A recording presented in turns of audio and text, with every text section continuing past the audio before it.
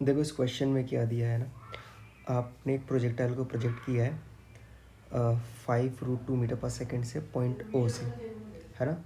और ये एंगल दिया 45 डिग्री वर्टिकल से, तो हॉरिजॉन्टल से भी एंगल 45 डिग्री हो जाएगा। अब होता क्या है, ये जब हाईएस्ट पॉइंट पर होता है ना, यानी मैक्सिमम हाइट पर, तो प्रोजेक्टाइल दो पार्ट में ब्रेक हो जाता है। एक तो वर्टिकली डाउनवर्ड गिर जाता है 0.5 सेकेंड में ना, स्प्लिट होने के बाद। फिर ये बोला गया है अदर पार्ट जो है वो t सेकेंड बाद गिरता है और x डिस्टेंस पे गिरता है o से, है ना। और g का वैल्यू हमको यहाँ पर 10 यूज़ में लेना है, तो सबसे पहले हमको फाइंड आउट करना है t का वैल्यू, है ना। हमको t का वैल्यू फाइंड आउट करना है और हमको x का वैल्यू फाइंड आउट करना है। देखो हमें पता है ना ग्रेविटी है ना, ग्रेविटी है यहाँ पर, और यहाँ पर क्या रहेगा, सेंटर ऑफ मास, है ना। सेंटर ऑफ मास जो है जिस पाथ में मूव कर रहा था वो उसी पाथ में मूव करता रहेगा, ठीक है। तो ये मान लेते दो पार्ट में ब्रेक हो गया है।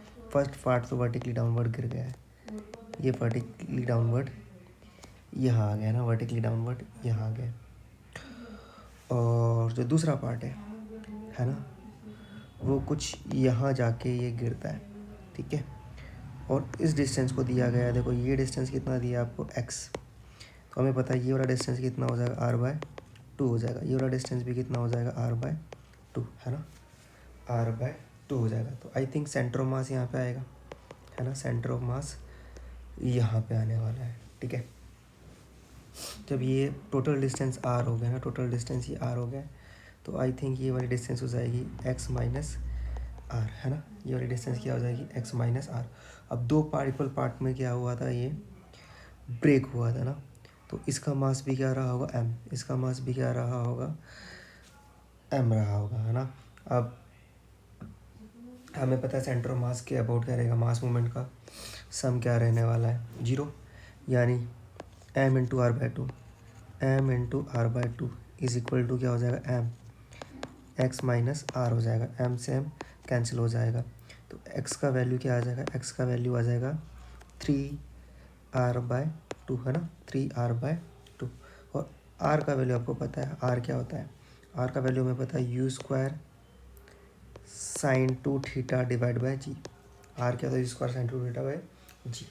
तो x का वैल्यू जब हम कैलकुलेट करेंगे ना, तो x का वैल्यू क्या आ जाएगा 3/2, और u कितना दिया आपको 5√2 दिया, तो ये कितना हो जाएगा 25 इंटू 2 हो जाएगा, ठीक है। और थीटा कितना दिया था 45, तो ये हो जाएगा आपके पास कितना, ये आपके पास हो जाएगा 90, साइन 90 कितना हो जाएगा 1 हो जाएगा, जी का वैल्यू क्या हो जाएगा 10।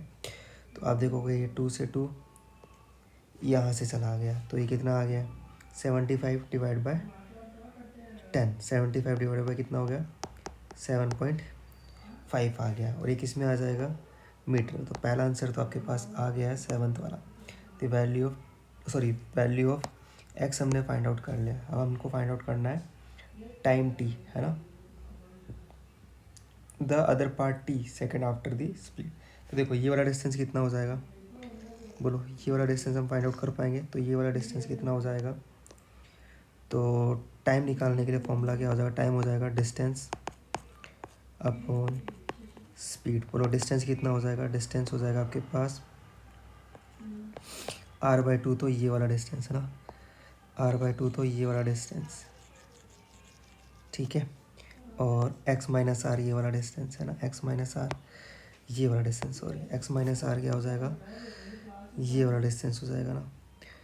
तो ये प्लस कर लेते हैं हम यहाँ पर, इसको हम प्लस कर लेते हैं, तो प्लस करने के बाद ये कितना हो जाएगा x माइनस आर, और वेलोसिटी का ओरिजिनल कंपोनेंट क्या रहने वाला है सेम, जो कि कितना हो जाएगा 5 हो जाएगा। तो बोलो ये कितना हो जाएगा, ये हो जाएगा x plus r/2 divide by 5 हो जाएगा। x का वैल्यू भी हमने 7.5 निकाला ना, x का वैल्यू भी हमने 7.5 निकाला है, ठीक है। तो t का वैल्यू कितना आ जाएगा 7.5।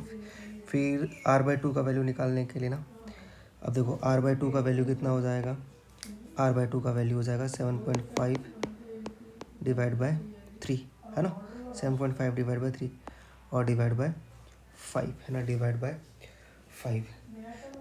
इसको कैलकुलेट कर लेंगे हम, है ना। इसको कैलकुलेट कर लेंगे तो कितना 7.5 आप कॉमन ले लीजिए, डिवाइड बाई 5 कर लीजिए, और ये कितना हो जाएगा, ये बोलिए कितना हो जाएगा 4/3।